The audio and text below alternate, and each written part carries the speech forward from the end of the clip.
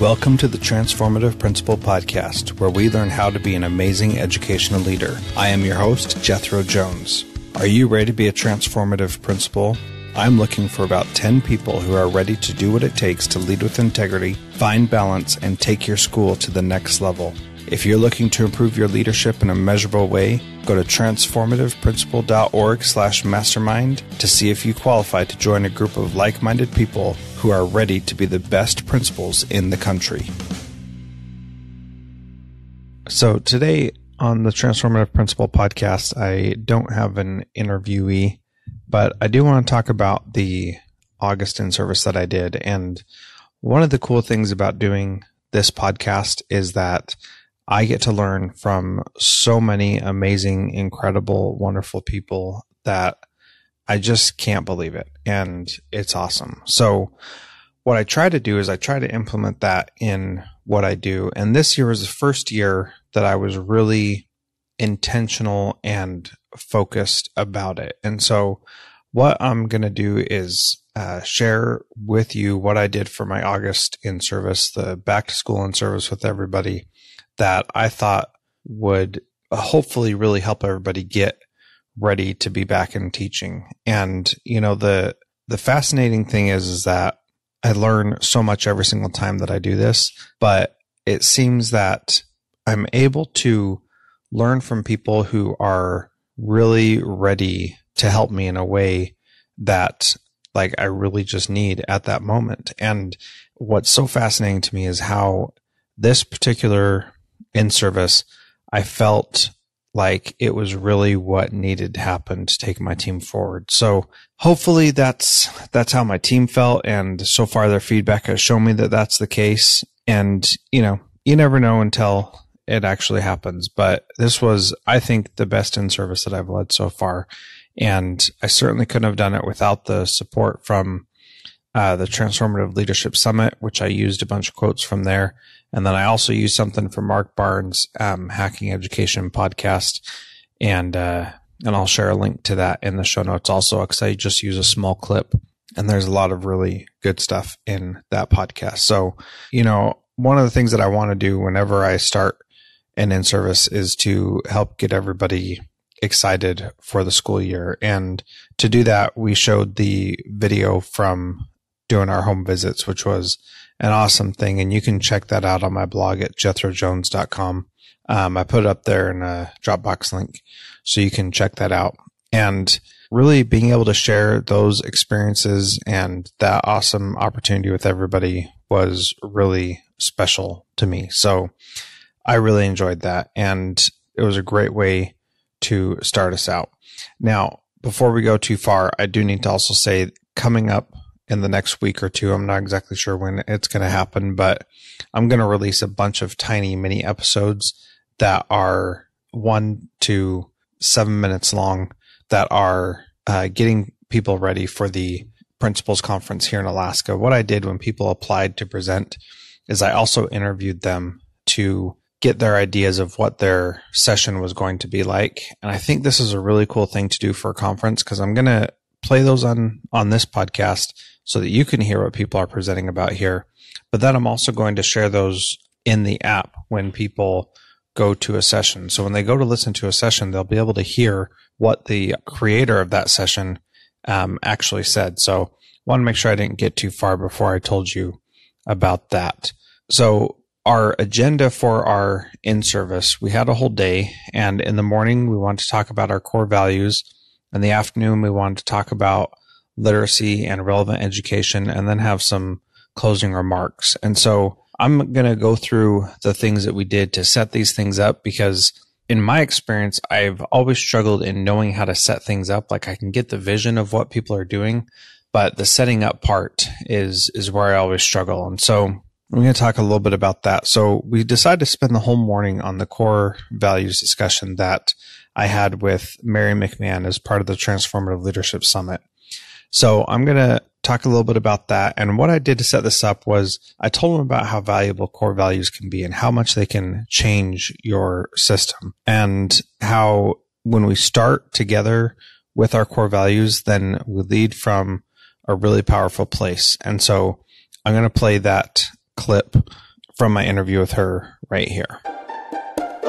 There has to be a common theme. There has to be, okay, this is who we are, and this is what we believe in. This is what we're about as an organization. But as people in that organization, we also have to, recognize that we are all individual, we're unique, and the diversity within that is great for our organization to thrive. We can't be the same. We have to be open-minded. We have to put everything, all perspectives out there. And I find that if we can figure out what it is that's common about us and be passionate about what we do. That's the thing about that I am leading with your core values does, is it starts a fire in you that the noise outside of that won't stop you, because you're so committed to achieving your goal, because you're leading from your heart, from that core place of who you are as a person. And that passion, once you identify it and you nurture it, it's unstoppable in these times where we feel like, oh, the red tape, the bureaucracy, the management of what I have to do is overwhelming me. I have, so many emails to get back to. It's like, no, once you identify why you're doing what you're doing and you have such a clear purpose, it just fuels everything you do and it makes it come to life. And we all need to be working around people who are alive. So that little clip from Mary McMahon really gives you some idea of how important it is. And she ends with this smile on her face that is just like total Mary, which is just awesome. So then I talk about one of the quotes that she said from the Transformative Leadership Summit. And she says, we're able to dive in deeper as a team. As soon as we started having that conversation, we can go to a deeper level. We continue to shatter glass ceilings as a team. It makes the work so much more enjoyable. We started in a place together that values each other so much more. So the next thing I did is to get everybody talking. We had these key questions, which is, why are you doing this work? Think about a time that you were really proud of your work. What made you proud? What kinds of things will you not tolerate? And told them that those questions really help them define what their core values are. And then I shared my core values with them. And these are what they are. Every student has the right to learn. Every student and teacher has the right to feel safe. Everyone is treated with respect. We work hard. We play hard. We articulate why it is best for kids. Open communication solves all problems. We accept everyone, love everyone, storylines, model appropriate work-life balance. Now, that's not, not all that hard to get that out, but it does become difficult for people to start opening up about the things that they really believe. And so when we ask those questions of, why are you doing this work? Think about a time that you were really proud of your work. What made you proud? And what kinds of things will you not tolerate? Those questions really cause them to take a different perspective on their jobs. And what was really fascinating was hearing how these questions help you or what kinds of things will you not tolerate? People started thinking about what kinds of things they don't put up with. And it really changed the discussion, going from, well, I think this is important, to actually, I'm not going to stand for these kinds of things happening. And I really saw some teachers opening their eyes to what that really meant. And that was just really cool to be able to hear from them and learn from that. And one of the things that I loved about this conversation is once we started sharing our core values, I realized how much we all had in common and how everybody was so respectful of each other. And so it was just powerful to see that those who never talk to each other or don't really have anything in common, they teach completely opposite subjects and don't have the same role, there were connections and relationships. And what was really fun was everybody got 15 minutes to write down their top 10 values, and not everybody did 10, and that was fine. Some did 5, some did none. That was okay. But once everybody wrote them down and took that time to write them down and then started sharing them, we really saw some powerful experiences from that. And so I had them share what their role is, one thing about the summer they were most excited about, and then their core values. And what was really cool to see was us being able to connect with each other. And here's where the real power came in. I had all the staff in there as well. So the custodian and the cooks and the secretaries were all in there, and everybody was able to share something that they believe in. And it was so powerful and it was so wonderful. And there are a couple of things that I just want to highlight, and I'm not going to share everybody's core values, obviously, but what I do want to talk about is, first, people were real and they were vulnerable.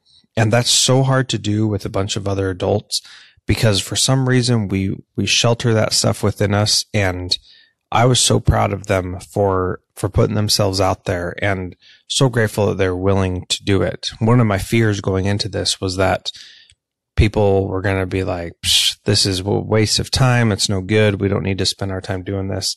But the feedback that I actually got was that it was awesome. It brought everybody closer together. So when people were real, then it was easy to connect with them, and it was easy to empathize and feel compassion for them. And there was some powerful emotions that happened that day. So people being real and raw was very powerful. When I interviewed Mary McMahon for this, I thought there's no way that I can get through everybody. There's no way that we can do all 40 or 50 people that we have in the building. And it's just going to take too much time for everybody to go through their top 10 values. And we were able to finish it before lunch and even get out a little bit early. But I thought people would take a lot longer. But what I learned is that people didn't need to take a long time to be real about it. And that was just so awesome for me to see. And I learned so much more about them and grew so much closer that it was primed for that opportunity. So that was really cool. So the other thing that I really learned was that people really listen when they were sharing those things. And so, one teacher shared how she was adding everybody's names and ideas to what her core values were. And so she was, saying, this is my core value, but I also really liked how so-and-so said this and so-and-so said this, and then adding them in so that she had like 5 or 10 extra that were additions from other people who had gone before her. And it was just cool to see how everybody started adding others in and really made it a special experience.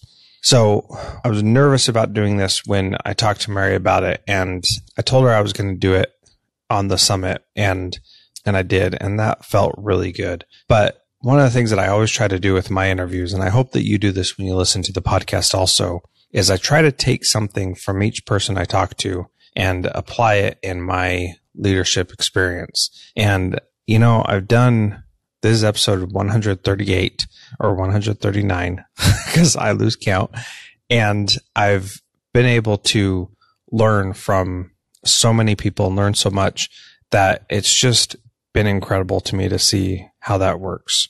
So moving on to the next section, we've been doing literacy at my school, which is a really powerful thing that helps our students. And we spent part of the afternoon doing literacy. And one of the other things that I learned from the leadership summit was from my interview with Mike Anderson about giving people choice and how you can do that. And so to do that, I talked with literacy, I talked a little bit about where we've been and where we're going. And so I talked about where we'd been with annotation in 2014-15, 2015-16, we did annotation in 2-column notes and summarizing.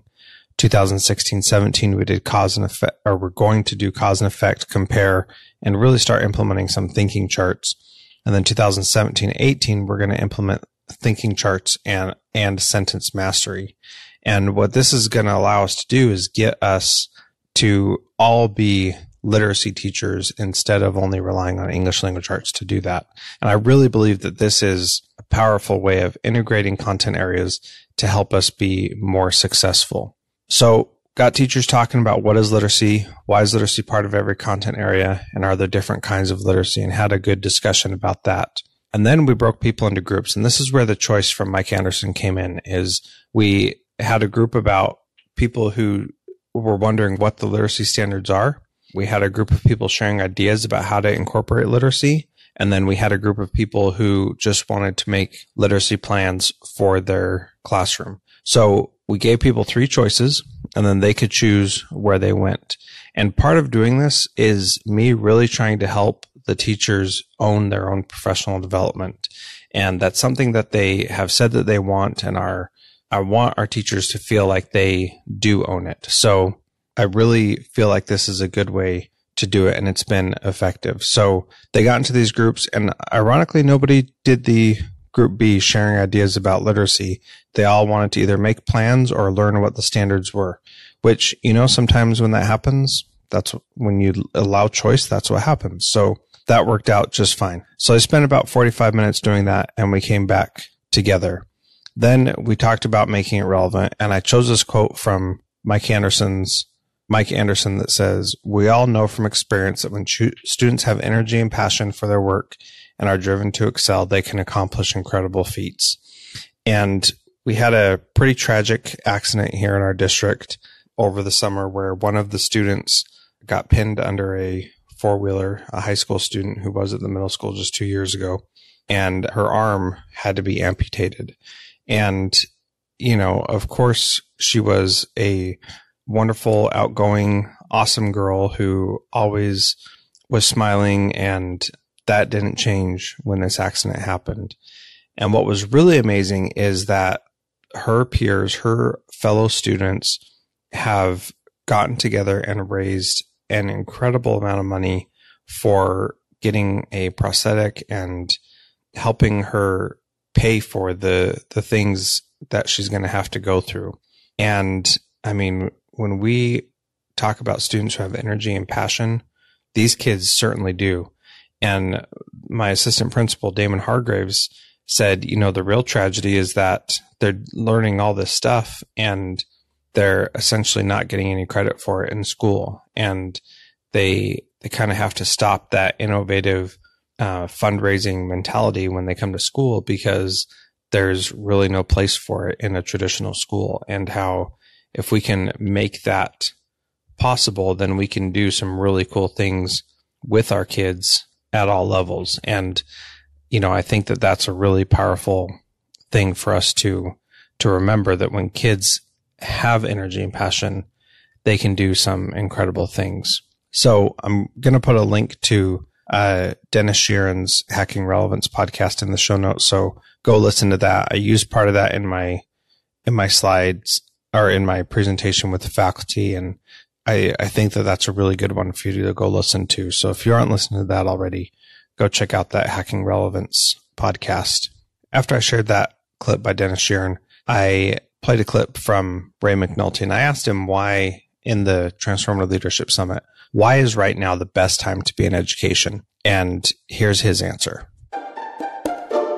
There are more ways to learn than there are to teach right now. And when I began my career, it was about teacher as the leader of the learning in a classroom. And, God, now there are so many ways, and teaching is only one way to achieve learning.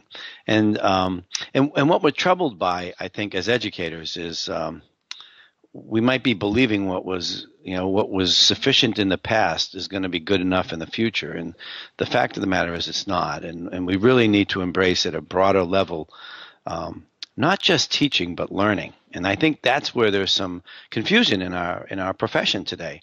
So I like to, when I work with educators, and I've been on the road the last couple of weeks, enjoying some time at home here now. And one of the questions I ask educators is, I asked them if they've learned anything since they left school.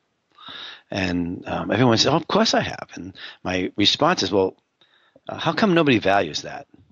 And what we know from the learning sciences is that if you learn something on your own, you'll never forget it. You will never, ever forget it. And you become actively engaged in that learning. So I challenge people at times to say, at every school, they should be able to articulate, what do they mean by learning? What is learning?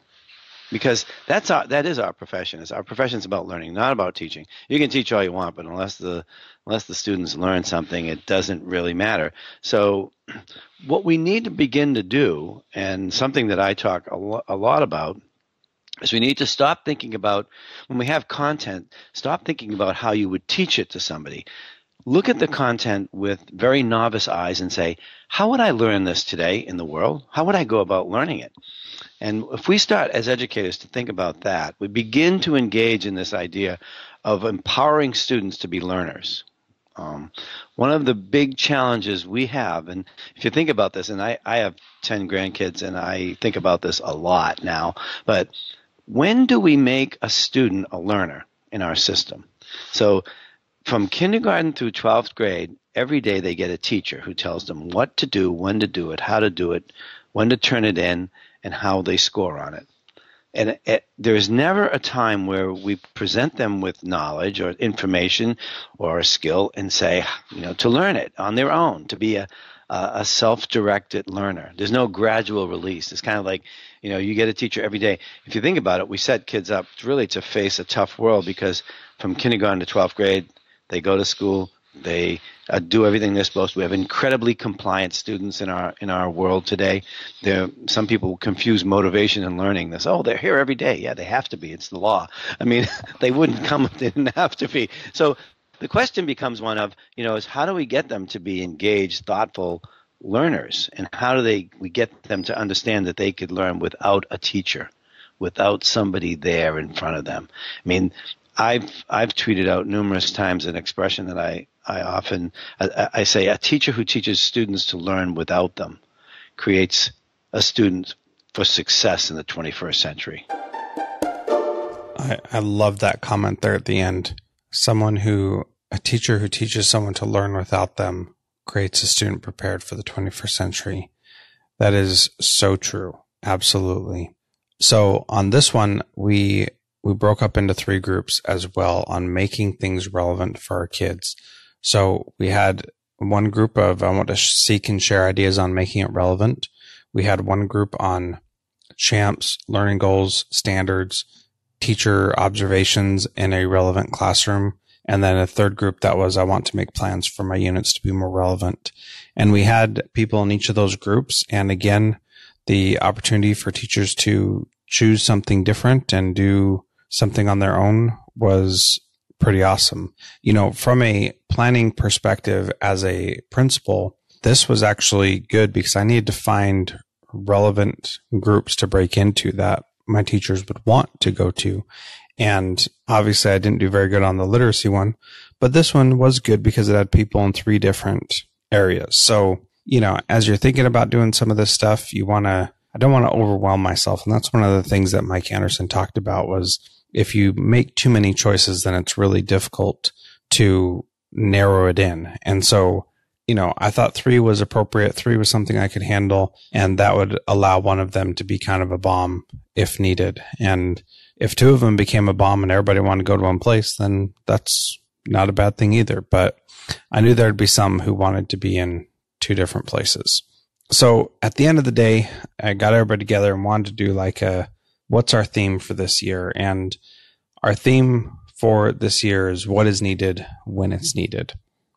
And really, I want our teachers and students to get what they need when they need. And I had a couple of opportunities to be tested on that later. And, teachers were saying things like, this is what I need right now. And, basically challenging me and saying, are you actually going to follow through on this? And, I think that that's important, that if that's going to be your theme, then you better be willing and ready to follow through on it. So that's what you should do. So anyway, that's been pretty cool to see. So I started out by talking about communication cards. And if you've heard me talk about that before, I'll just talk briefly. Those are cards that I put on my door that people can come up and take and use to start a conversation with me.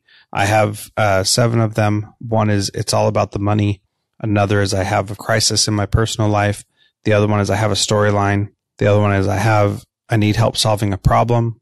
Again, I need to vent. I want to brag, and I made a mistake.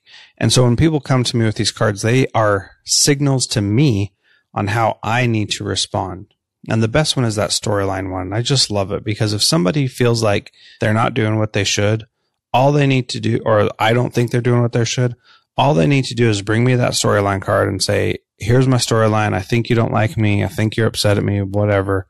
And then I get to tell them the truth. And 99% of the time, everything's good, and they're reading into something that I said. And this is so powerful. And if you have not started implementing the storyline in your building, you've got to, because once people see that you are willing to react appropriately when somebody tells you they have a storyline, it just changes things in an amazing way.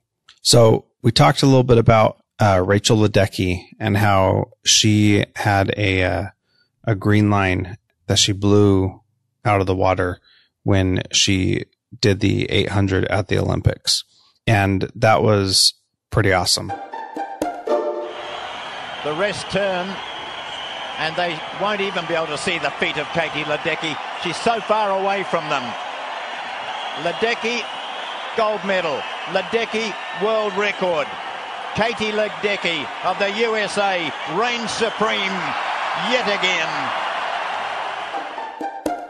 So I showed that video, and the video has a green line that she's kicking with her feet, and usually the green line is out in front. And I asked people what they were like when they're at their best, and what if they could see that green line? How would that change them if they were at their best? And had them talk about that for a little bit. And what was really powerful is people started to see when they were at their best. And Sean Gaylord, in my interview with him, which was a fantastic interview for the Transformative Leadership Summit, he had some really good things to say about our profession being noble. You and I both know, and all these folks, these fine folks that are watching, we all know that our profession as educators is under an attack, and it takes on many forms, be it accountability, testing, funding, and I don't want to get political here, but there are various ways in which our profession is seen as lesser than. Okay. And as much as I would love for the prize patrol to come to my school, as much as I would love to give everybody $1 million raise, that's not happening anytime soon. So we have got to take back our profession and to take back the pride in that and the nobility in that. So ours is truly, I believe, the noblest of all professions, because we are serving a higher purpose for our kids. So it's got to start there. So one of the other things that I talked about was how if we're going to have a noble profession, then we need to make sure that we are acting in a way that we deserve to be noble. And my dad used to always say that the last 2 years of his life have been the best 2 years of his life. And whenever that was, and that approach to saying that those last 2 years have been the best is always been something that stuck with me. And we really do define who we are and how we do things, and that is up to us. And we can be happy if we want. And just that morning, I listened to Michael Hyatt's podcast where he talked about how to be happy. And it was just perfect timing for this conversation, because we really should be in charge of our own happiness. And so I put a link to that in the show notes. And, I asked my teachers, is this the best time to be in education? And how much of that answer do you control? And I really believe that we control a lot of it. And, I really want us to be at our best. And I talked about how the professional development that we do in our school helps us be at our best. And if we are able to have autonomy, mastery, and purpose, as Daniel Pink says, then we'll be able to be successful and do really great things. And, I asked the staff to write down 3 things that keep them at their best. And how do they stay at their best? How do they beat their own world record? And left them with that and challenged them to be at their best this entire year. And I'm grateful for the opportunity that I have to work here and for the things that I've been learning from doing it. And just, it's been a great start to the year already. And I'm excited for what lies ahead. And I feel that way every single year, but this year is certainly special. So thank you so much for listening to the Transformative Principal podcast. And please share this with your friends. share this with other principals. And if you still want to get the Transformative Leadership Summit, you can. And you can start using some of those great tips and advice sessions with your staff as well. Transformative Principal is a proud member of the Education Podcast Network. Podcasts for educators by educators. Visit edupodcastnetwork.com for more great podcasts.